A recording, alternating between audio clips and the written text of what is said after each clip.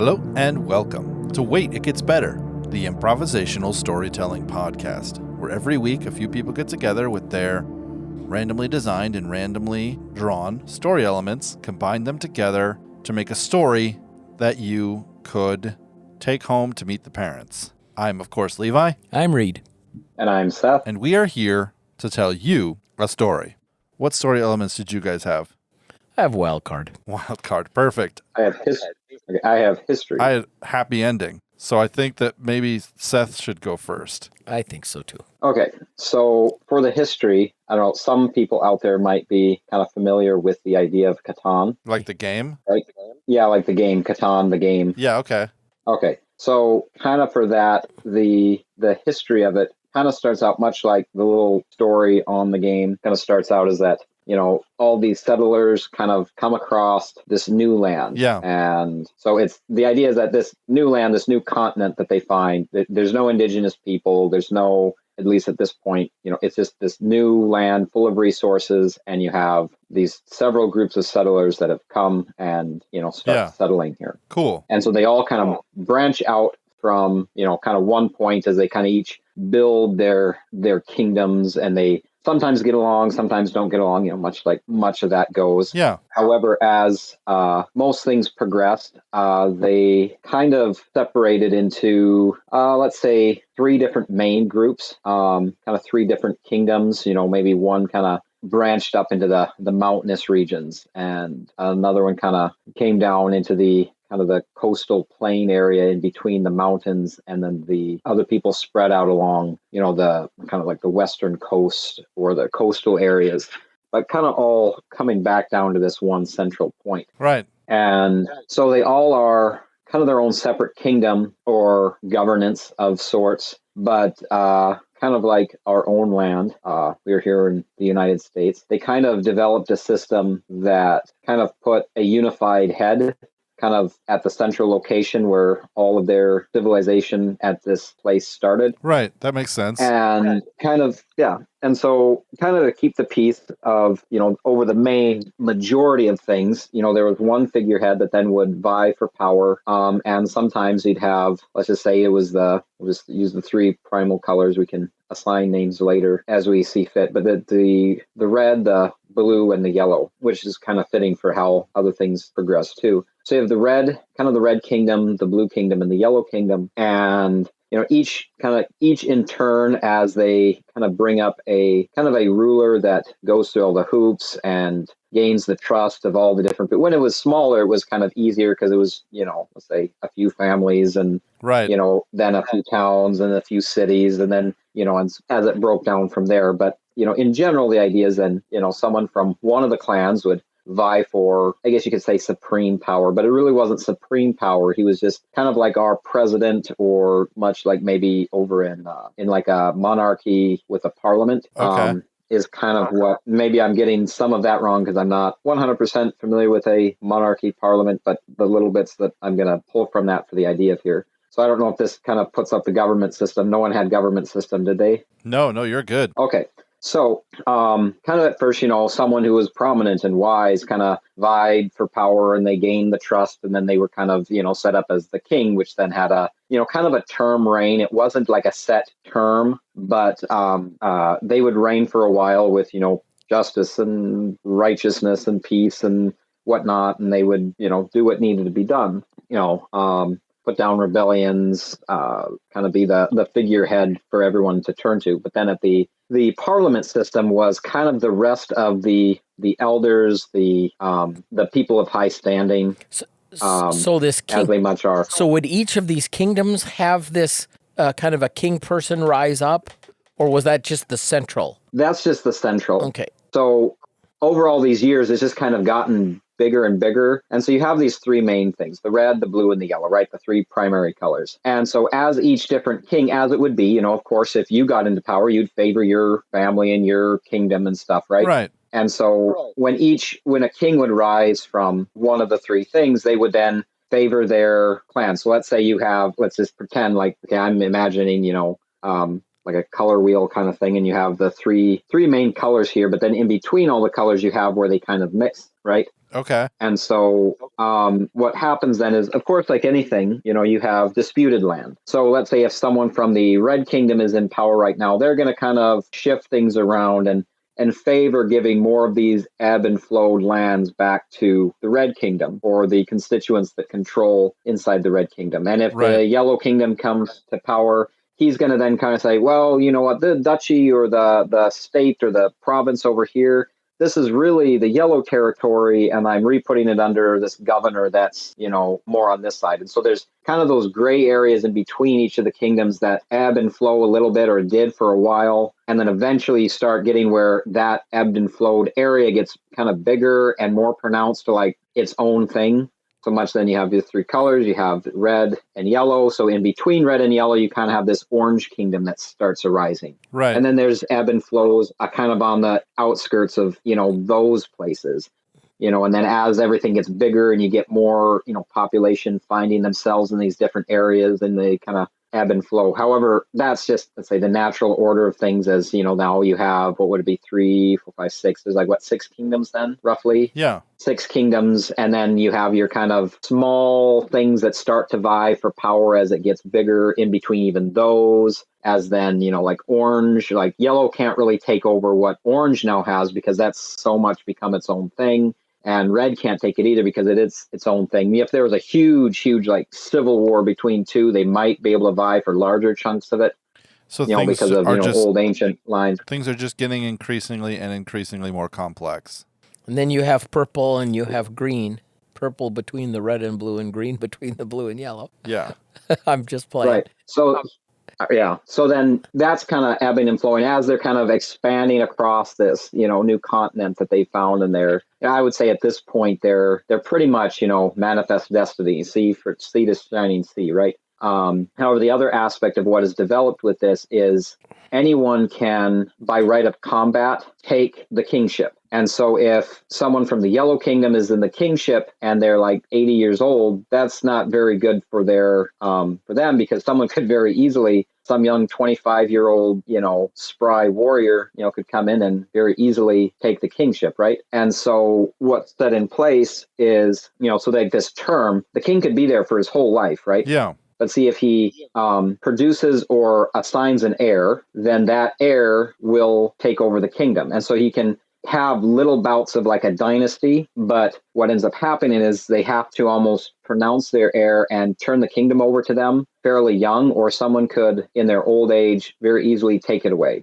And so, but to have that happen, the heir has to be kind of approved through kind of the Council of Elders, which the Council of Elders, as it's been, is there's some of the prominent, like old, elders of the different kingdoms that are kind of like, part of this thing. It'd be like almost be like the kingship and the priesthood idea, where you have like the priests are kind of advising and over here and taking care of other, more holy matters of, wisdom and things, and the king is taking care of some of these other things. But the king can't pronounce an heir unless it's approved by the Council of Elders. And what the Council of Elders is made up of is some of the prominent elders of all the different kingdoms, but more predominantly many of the kings that have then handed over kingship to someone else. And so what happens is when the king hands over the kingship, normally he himself is still pretty young. What he then goes through is then having to go, if he came from the Yellow Kingdom, he has to go spend like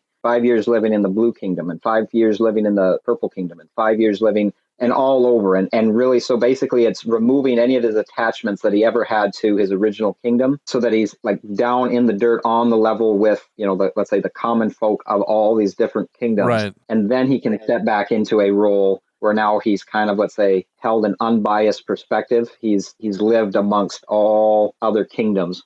But he's still a young guy who gave up his power because he was afraid of being taken over. Not a young guy, but a younger guy. But see, now he's old.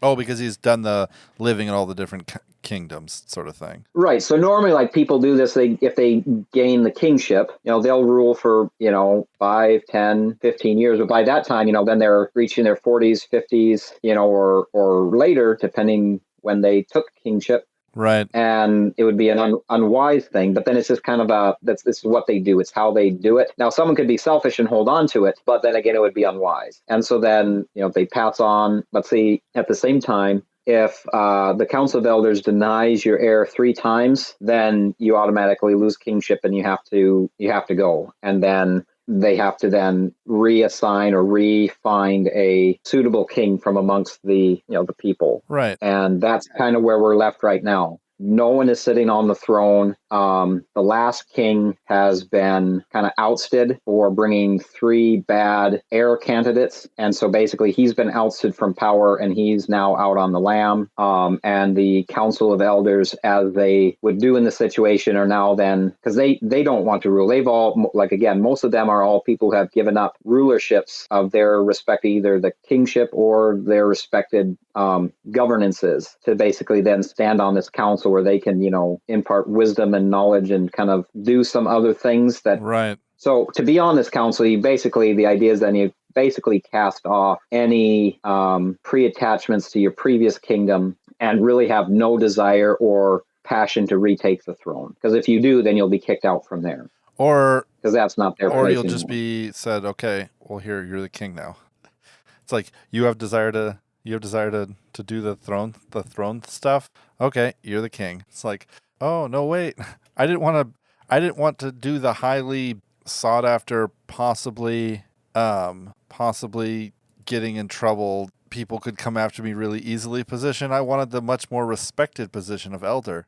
It's like, well, that's unfortunate for you, because I have this kind of idea that the Council of Elders, like, this whole thing sounds really, I like it, but it also sounds really kind of what happens when power is distributed and power kind of stacks and systems are created in order to manage power, is that it kind of starts getting convoluted and a little bit bloaty. You know what I mean? I mean, sure. So, like, I didn't say that I was coming up with this because it was some kind of perfect thing. I like it. I think it's really good because it sort of represents this idea of like where it came from, out of like this just honest, I just desire to have a person who is tested and true that can lead us, but then quickly I can tell moves into like a really complex system that is not.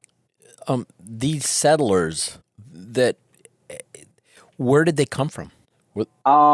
Maybe like far across the sea, or maybe like kind of a New World situation. New World situation, or maybe kind of like a Crete situation where there was a catastrophe and they escaped from wherever it was that they were. And so as far as they know, there's nothing back from where they came. It was destroyed in some catastrophe. Now, who knows? Maybe it's progressed now where they've recreated some long distance seafaring ships and they're able to move beyond this new world and this new land and seek farther distant places. And there's still kind of, is there a lot of like frontiers, or is it pretty much all discovered and they're just kind of filling in this space? I'd say a lot of it's discovered, as far as like they've mapped a lot of it out. But because, again, with all this power structure, a lot of things are then held in closer to the main central point where they came from. So you'll have, let's say, people staking claims in the frontier regions. But again, the way that this goes is, someone could say, oh, yeah, the Red Kingdom has this whole frontier land. Well, who'd really want to go there if in 5 years Yellow says, oh, wait, no, that's not right, because now I'm the king and this swath is mine. Well, it basically becomes like a contested war zone where there's always like little spats and stuff like that going amongst all the different kingdoms on, minor levels. So that's why eventually there was some of the in-between places became their own thing. Right. Because it became such a contested thing between the two that eventually, after a certain time, some of these kind of heavily contested areas basically kind of said, well, we've been so intermingled now from these two different ones that no one really holds one way or the other. It's their own thing. And so then the core part of those areas then develop into, purple, green, and orange. And then the outliers kind of are still there as it ebbs and flows. And so some of these frontier, it's like you could be extremely free if you keep your nose down and mind your own business. But then again, you could very easily be swept away in some clan or state rivalry between contested areas. Right. So I think I would like to think that there's a lot of, let's say, frontier land, but again, it's always up and tossed around and debated who owns it. And so, everyone is really quick to kind of dispossess anybody that's there if they feel they're powerful enough to push their way over it. Right. And so if you wanted to go live in one of these, let's say, slightly off frontier areas, you'd either be far too far away from anything or, on a teetered balance of, contested area that, you could have a thriving farm 1 minute because no one could care about it. And then as soon as, that area might come into contention, you could have everything taken if you, happen to not be of the right persuasion, depending whose army was coming through at the time. Right. Or just kind of general lawlessness, general highwaymen and things like that. If it's a highly contested area, it means that, you might be a mercenary one day, and then the next day or the next month, you might all of a sudden have to start feeding yourself somehow. So you are patrolling the road like you used to patrol, but now you're stopping people and taking their food. Yeah. I mean, it could be a very large myriad of things. And then you get into, let's say if yellow wants this contested area and wants orange to look bad, well, then hires some unsavory characters to layway people. Right. To make it seem like if orange can't protect this area and they come in and, put an end to it to sway public thought. Interesting. So these could be like kind of crime families. they have run a protection racket. Pretty much. Yeah. So anyways, again, I think there's room, especially like in these frontier areas, for just about anything to be possible or impossible, depending how you wanted to look at it. I think I want to throw the wild card in here. Okay, let's hear it. Well, the council was meeting one day, and the door opened, and they had a security people that were just worked there that kept telling visitors that no, the council is in session, you're going to have to wait, that kind of thing. Yeah. But they appeared to be kind of immobilized, and these 3 people just walked in. And they were dressed sort of strangely. These people looked human, but there was a kind of a sense that there was something off about them, just the coloring of the skin, and the clothing was not a cut or a style or a fabric that seemed familiar to anybody, and they had kind of an intense stare about their eyes, like you got the idea that they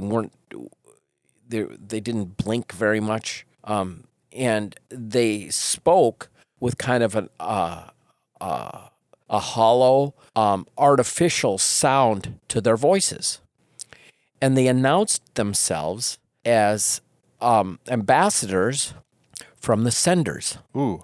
And they explained that up in space above this world, they had been monitoring civilization on the planet for centuries, and the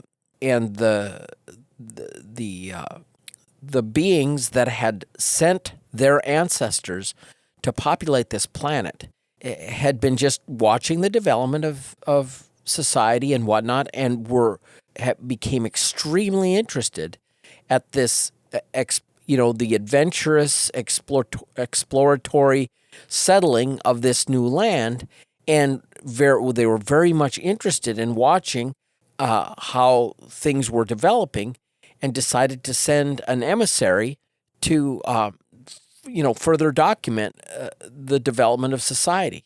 And they said, we have tried to approximate, what you would, beings that you would expect, but these are artificial beings. Our consciences are not tied to matter as such, but we have tried to place our consciousnesses in these containers, these contraptions that approximate the way you look, so that you could have a sense of how to interact with us.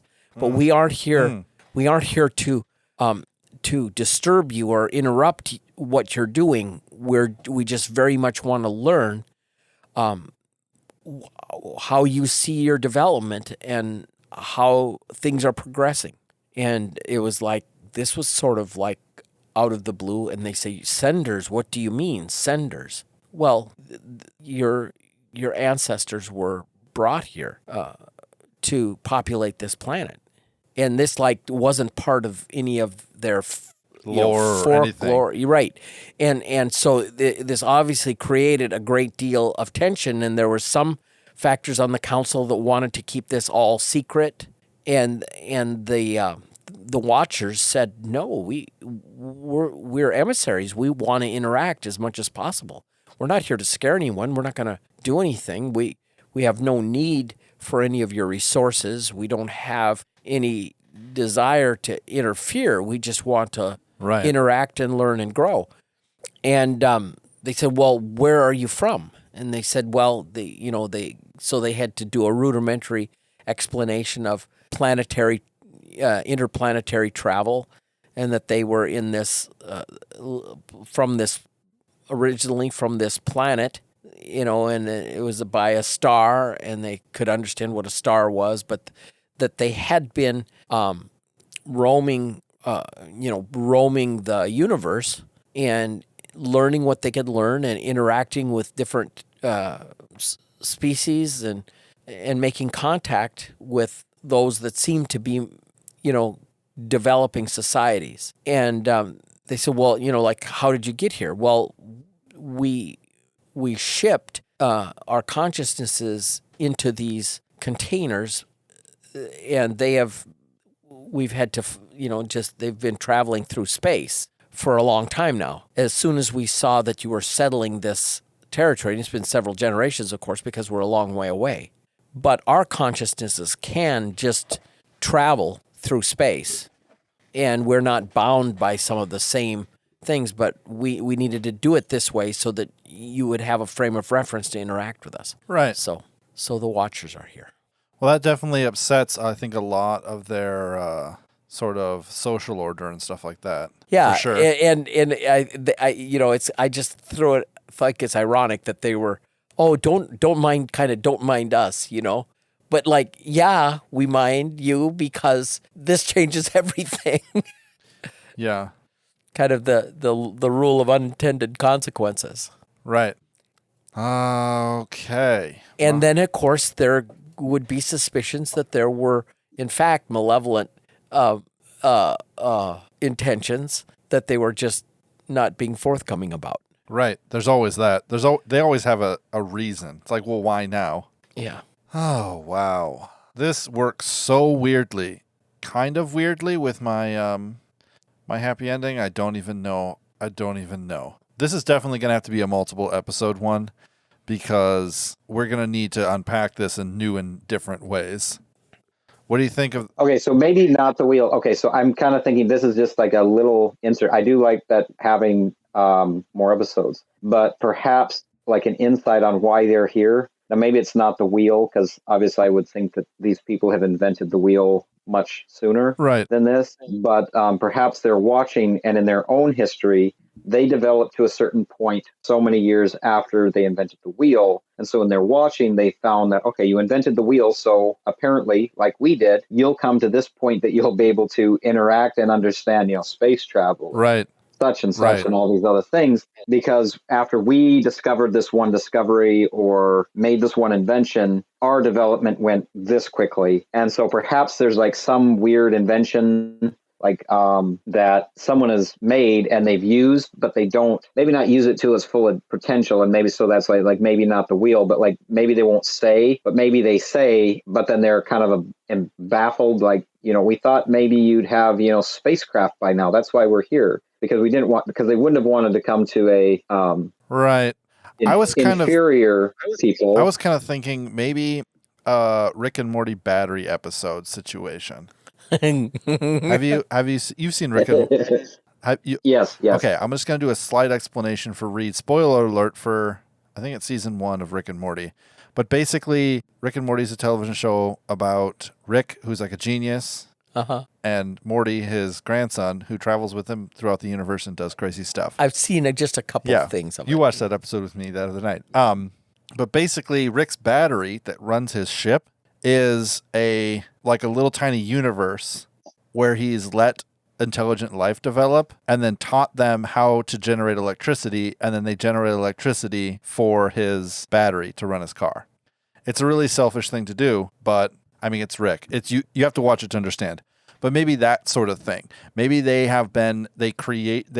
seeded life on the planet to serve a specific function, and now they're either seeing that function come to fruition, or something happened and they're not seeing that function come to fruition. It's like you're supposed to started mining this really rare element that's toxic to us, but we need it to do something with. Like, you were supposed to be mining that for like 100 years. You're supposed to have like storehouses full of it, and we're just here to pick it up, or we needed you to grow up to a certain place so that you could fulfill this role in the galaxy. And now we see that you are either at that place, or the problem that we want you to face is moving faster than we thought, and we need you to start addressing that problem right now. You know what I mean? Yeah, that's good. Something along those lines, where, of course, there's an ulterior motive. They start out saying they're here just to watch, but that wasn't always the thing. It was watch and wait. Wait for what? This thing we're not going to tell you about. Okay, this leads around to the happy ending, which I have no idea how we're in any way going to get to this place. But basically, after everything that happens, the happy ending is the hero wakes up, right? He's in his house. He goes downstairs. His friends are there. He sees them, greets them, hears a ding dong, or knock at his door, And he goes to the door and he opens it up, and it's the villain. And he looks at him, and for a second he thinks, he panics for a second. But then the guy just lifts up a box and says, delivery? And he takes the package from him. And as he turns around, he recognizes the clothes of a courier. And he comes in, sits down, and opens it up. And it's something they ordered, some food or something. And it's just like another day. But they're all kind of strangely unaware of the fact that they accomplished whatever it was that they were supposed to. That's the happy ending. How we get to that happy ending is what you, the listener, will have to tune in next week and probably the week after to find out. This has been Wait It Gets Better, the improvisational storytelling podcast. If you thought this was a great start to the story, send me an email at waititgetsbettercast@gmail.com or at me on Twitter at @getsbettercast. If you thought that this was a lame beginning to a story, I would say just wait. It gets better.